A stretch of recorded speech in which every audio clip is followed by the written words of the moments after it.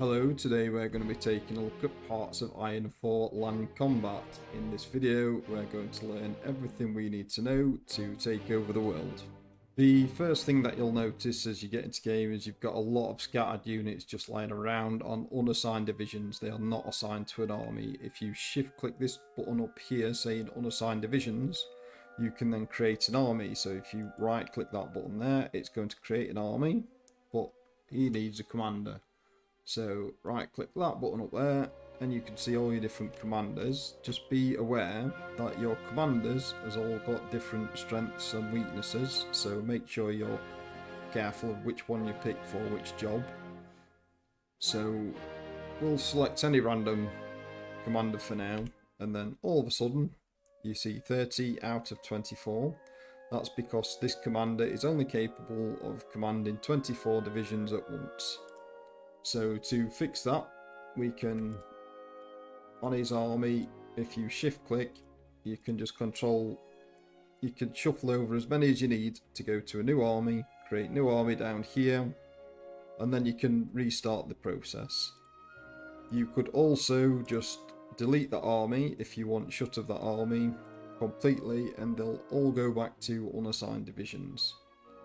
So we're going to create several armies at once and then assign them to a field marshal. So we're just going to swipe. It doesn't matter if it's an exact number, they don't exactly have to match. We're creating 3 new armies exactly the same as before. We've still got a few more units, but we'll use those in a moment. So if you click your unit, and then you can assign it to an army group, and that way all of these commanders are now assigned to that army group. So we're going to go same process as before and assign each one with its own commander. You'll notice that those 2 have popped in straight away, and that one's got a little symbol above his head and in black and white. That's because he's just been the leader of the old army and he's now got a reassignment time. So when you delete an army or reassign a commander, it takes a little bit of time to get reassigned. We've just put all of these commanders under a field marshal by creating an army group. So we can then click this unit here and click commander, and then you'll see field marshal. These are all generals. You can promote a general to field marshal. We're just going to assign this one here. You can promote generals though by command points which you accrue over time. There we go, command points, so you'll gain a little bit every day. Then when you've got enough, you can then start promoting units. But anyway, if we take a look at our new army group, you'll notice this chap here has got a plus button. Your field marshals and your commanders get these plus buttons. If you click it, you'll see all the different things that you can then select. I can't currently select it because it's at the start of the game, and if you have a look, it'll say costs 15 command points to assign. Again, your command points are going to rack up over time. In no time at all, you'll be able to assign all these traits to your commanders. But if you do what I've done and you click too fast, so I've clicked that before I've got the command points and tried to apply it, you'll notice that the little plus button's gone. If you want to find it again later on, you just go to him and click that little person symbol to then assign more traits. I don't know why it disappears, it should just stay where it is, but that's how you get back to it should you need. So we've now got commanders and a field marshal that's over the top of them all. You can give each commander its own attack button, its own assignment. So we've got here on assignments, the basic ones are frontline. You click the frontline button, you click around the front line, and it'll send the army to defend that line. You can then assign an offensive line, being that button there, and you'll see the country that it's connected to. It'll allow you to start drawing up a plan for if you should want to invade that country, and then it's going to, over time, it'll get ready to execute that plan. Plans don't just happen straight away. You unpause the game and it takes a little while for the plan to get better and better. There's a planning skill, which some commanders have better planning skills than others, and the more you plan, the better it goes, basically. It is as simple as it sounds. But if we delete that for now, and we could assign all of them like that individually, or we could assign this field commander. If you click him, click the front line button, click on the front line that you want to go to, and do the same with a plan, you'll notice here 20 divisions, 8, 8 and 4. All of Army Group 1 is on it. So it's assigned all 3 units. You can also see along your line that there's 3 different colours that match the army groups going along your front line. If you hover over your attack plan, you can see what it's going to do in theory over time, presuming that you're winning the war. If we delete off that for now though, you can delete the individual army leaders or the field marshal leaders. I'm sure you know what I mean. So you can leave Army Division 1 assigned to that and just click off one commander. So if you need that commander somewhere else, you can just take his units away from the front line. So your other basic defense, if we go to him again, we can assign an area defense. This is as it sounds. If you click it and then start clicking the map, you'll see where he's going to send all the different units to go and defend that area. We can also, if we would like, we can do them individually. So if I select that one there, I can do an area defense there, but then all of these are unassigned again. As you can see by the little red question marks next to them, they've got no orders. We'll take a look at your other attack plans a little bit later. If we go back to a frontline sort of thing and put it on, you'll notice without manually deselecting his area of defense, he's still assigned area defense, and they are not automatically assigned to your attack line. So it's fairly simple. The orders is fairly simple when you get to know what's going off. But you could also support your armies with air support. So if we click an airport, we could see we've got all of these planes around doing absolutely nothing. They've got the little red question marks as well. And if we want to assign some to an army, select everything that you want to assign, right click the army that you want to go to, and you can see that they've now got all of these as attached air wings. Air wings are going to need a mission, so it's no good them just being assigned. You then need to click what you want them to do. Air superiority, close air support, interception. If you click that, air superiority will go, and it will go after the enemy planes that are incoming and attacking you. I personally go for air superiority. You can have a bit of a mix. It does make it easier for your army to start advancing, having both air superiority and intercepting enemy close air support.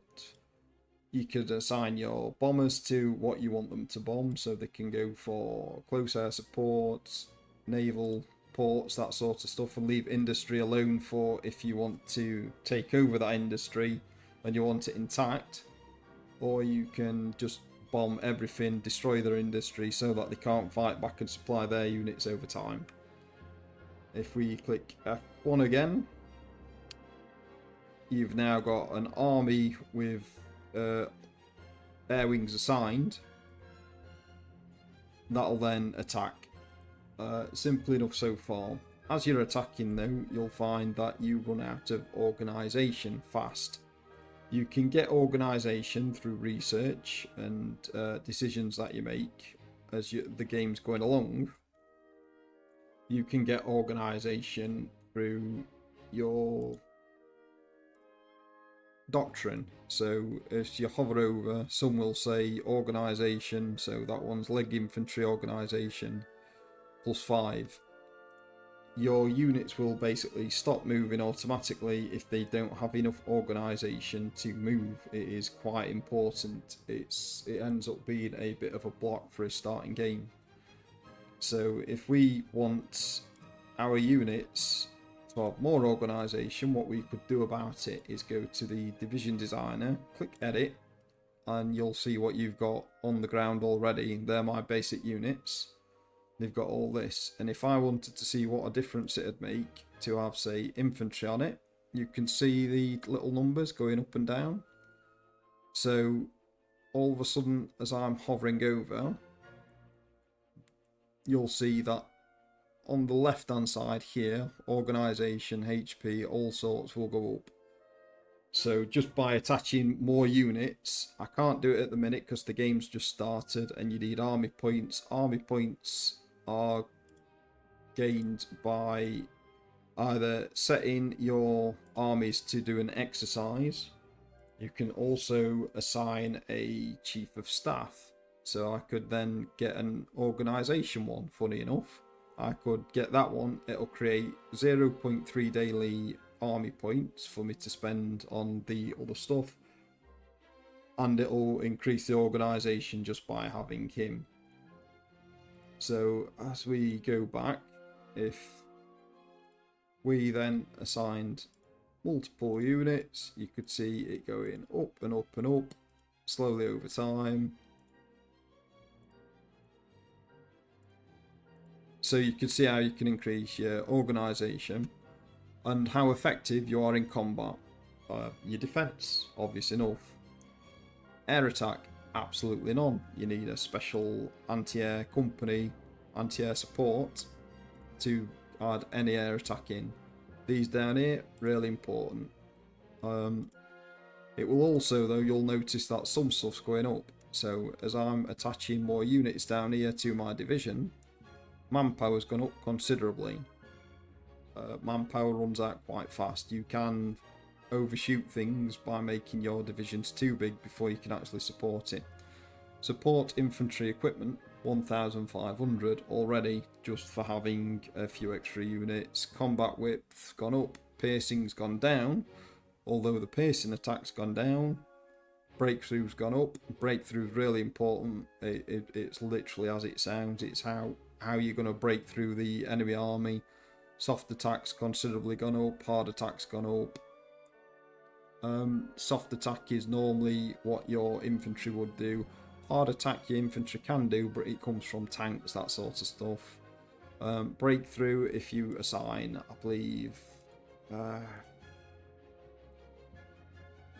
I don't think I can do it because I've come off of here. But if we get shutter all those, and then I can suddenly put on artillery and that sort of stuff. If I put artillery on, breakthrough goes well up. +45 for having artillery. So your infantry is there to hold the line, your artillery is to break through, your tanks are your fast moving breakthrough. I would just have a play with what sort of units you like and equip them as such on the screen to what you want them to do. It's just as soon as you understand that your organisation can be improved on this screen, your breakthrough, your hard attack, your defence, it also shows you all the negatives that you need. So all of a sudden, because I've equipped that, I now need trucks, I now need infantry equipment, artillery. The fuel usage has gone up, so that's just because I've put in motorised equipment. But that's a rough overglance at your division designer. And when you understand these basic concepts, all of a sudden, basic land combat becomes really, really easy. You just need to make sure that you are supplying your units and such properly, and you're in a surplus, and your surplus or deficit's not getting better or worse. I did explain all this on my other tutorial about the economy. If you want to know how producing units is done, and how to make more units from what you've got, go check out my other video. It will explain how to supply your Army, Navy and Air Force really well. If we go to the research screen, you can see that you can also research new types of units. So if I research this one, it's going to allow me to then deploy paratroopers. To create more units, you just click the train button on this screen here on your template bit, and then you've got to set them a location where it's green. It basically means this is core territory and not conquered or contested territory. There's also a limit on how many divisions you can train. So if I shift click add units, it'll add the I think it adds 10 at a time or something daft. It'll add more than one line per thing if you hold downshift. But I can no longer do it. I can no longer click train, and that's because you can only create so many units for how much manpower you have on the field. So if you look on that one, it explains in the field and in training. So that's it until I create more. But then once I've got more units on the field, when these units deploy, I can then come back to this screen and start adding units wherever I like again, until my new limit for the amount that I've got on the field. So we're going to take a look at the paratroopers now. I've just deployed some to the ground. If you look at the paratrooper order and click it, it'll come up with your airfields where you can launch an attack from.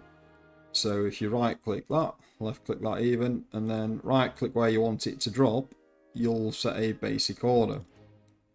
Now for this to work, in that airbase there, you need, I believe, 50 transport planes which aren't doing anything, which aren't assigned, which are just sat there doing nothing to transport them over. You also need to take a look at your division designer, because as you're changing it and improving it, you need to make sure you've got units which can actually paradrop. So as you're clicking your units, you see that little paratrooper button there, which is missing off of your others.